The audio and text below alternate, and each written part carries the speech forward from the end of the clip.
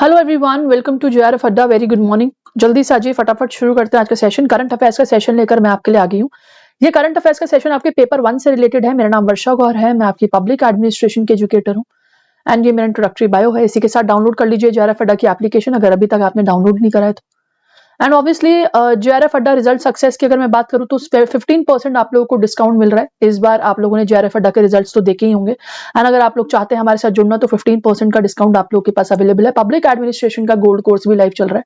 Unit number 2 basic से बिल्कुल शुरू कर रहे हैं। जो चाहते हैं मेरे साथ जुड़ना, देखिए मैं हमेशा बोलती हूँ मेरा रिजल्ट बोलता है, मेरे बच्चे बताते हैं कि प्रिपरेशंस कैसे हुई, किस तरीके से हुई और किस तरीके से हमने जो है पब्लिक एडमिनिस्ट्रेशन को टारगेट किया। तो बिल्कुल इंटरव्यूज प्लेटफॉर्म पर हैं, बच्चों के सक्सेस स्टोरी प्लेटफॉर्म पर है और अगर आप चाहते हैं मेरे साथ जुड़ना तो डेफिनेटली मेरे साथ जुड़ सकते हैं।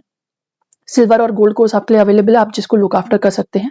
करंट अफेयर्स का एक बहुत ही स्पेशल सेशन आप लोगों के लिए लेकर आई हूं मैं, जो कि आपके पेपर 1 से रिलेटेड बहुत इंपॉर्टेंट सवाल जहां से बनते हैं। सो आज बात करने वाली हूं मैं इंडिया थोरियम रोड मैप। जी हाँ, इंडिया ने ना 3 स्टेज न्यूक्लियर प्रोग्राम जो है वो लॉन्च किया है, यानी कि ओवरकम लिमिटेड यूरेनियम रिजर्व्स के by converting them in abundant thorium, मतलब यूरेनियम को कन्वर्ट करके थोरियम में कन्वर्ट करके जो है इंडिया ने थोरियम रोड मैप जो है वो एक तरीके से शुरू किया है। इसके अंदर PHWR कैपेसिटी जो है वो और ज्यादा फास्टर ट्रांजैक्शन के लिए इंक्रीज हो चुकी है। इंडिया ने 3 ईयर न्यूक्लियर प्रोग्राम जो है वो लॉन्च इस तरीके से किया है। स्टेज 1 जो है नेचुरल यूरेनियम को यूज करने के लिए है by pressurized by heavy reactors, water reactors. India almost 19 PHWR forming the backbone of current nuclear capacity. जी हाँ, इंडिया ने ये काम करके करंटली जो इंडिया की न्यूक्लियर कैपेसिटी है उसको बढ़ा दिया है।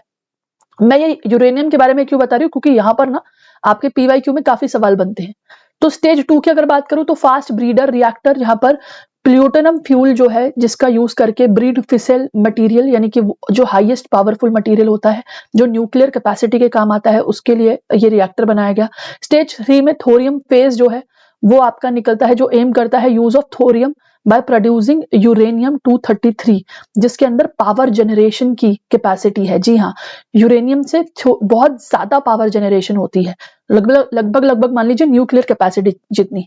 करंट स्टेटस क्या है कि न्यूक्लियर एनर्जी अकाउंट फॉर रफली 3% of a country it's total electricity generation, मतलब कि लगभग अगर देखा जाए तो न्यूक्लियर एनर्जी पूरे कंट्री का 3% के अप्रोक्सीमेटली है।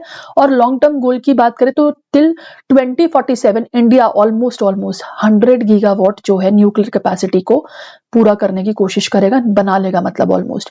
इंपॉर्टेंस क्या है thorium based nuclear fuel India के लिए? देखिए, India almost 25% of global thorium reserve जो है वो होल्ड करता है, जिसके अंदर 1 to 2% जो है global uranium making thorium central long term fuel security की बात करता है। एनर्जी सोवरेनिटी की अगर देखा जाए तो इंडिया ऑलमोस्ट इंपोर्ट करता है 70% ऑफ यूरेनियम, यानी कि बाहर से इंपोर्ट करता है। ठीक है, तो इंडिया क्या पैसे भी उसमें लगता है, लागत भी उसमें लगता है। अगर ये इंडिया खुद ही करेगा तो पैसा भी बचेगा, लागत भी बचेगी और इंडिया खुद अब एक्सपोर्ट करने लग जाएगा।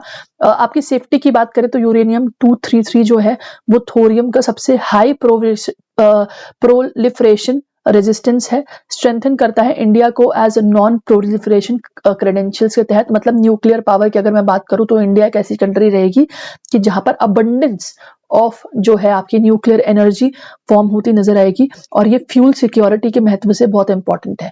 थोड़ा से PYQ उसके ऊपर बात करते हुए देखिए, यूरेनियम 233, यूरेनियम 235 और PU 239 से आपके सवाल आए हुए हैं। सोर्स क्या है इसका? थोरियम है, इसका नेचुरल यूरेनियम है, ये स्पेंट फ्यूल से बनता है। ये फिजे है यानी फिजिल है, यानी कि न्यूक्लियर कैपेसिटी है इसके अंदर भी है, इसके अंदर भी है। अबंडेंस थोरियम 233 के अंदर बहुत ज्यादा कैपेसिटी है, स्ट्रेंथ बहुत ज्यादा है। 235 के अंदर लिमिटेड है और ये आर्टिफिशियली होता है। इसके अंदर रिस्क लोअर है, इसके अंदर मॉडरेट है और इसके अंदर हाई है, क्योंकि ये आपका आर्टिफिशियली जनरेटेड होता है। रिस्क मतलब जो बना रहा है इस चीज को उसका रिस्क, लेकिन ये जो है ये बहुत ही महत्वपूर्ण है इंडियन एनर्जी कैपेसिटी के अंतर्गत। आई होप आपको पॉइंटर्स क्लियर हो गए होंगे। एक बार आप इसको खुद भी रिवाइज कर लेना, प्लस एक बार आप भी इसको देख लेना paper 1 people development and environment के पर्सपेक्टिव से, ये महत्वपूर्ण है आप सभी लोगों के लिए। ठीक है, चलिए इसी के साथ thank you so much for watching. मिलती हूँ आपसे अगले सेशन में। पब्लिक एडमिनिस्ट्रेशन के रेगुलर सेशन आपके 6 बजे आते हैं। टेलीग्राम ग्रुप पब्लिक एडमिनिस्ट्रेशन का ये रहा, जिसको आप ज्वाइन कर सकते हैं। तब तक के लिए all the best, bye bye, take care, thank you so much for watching.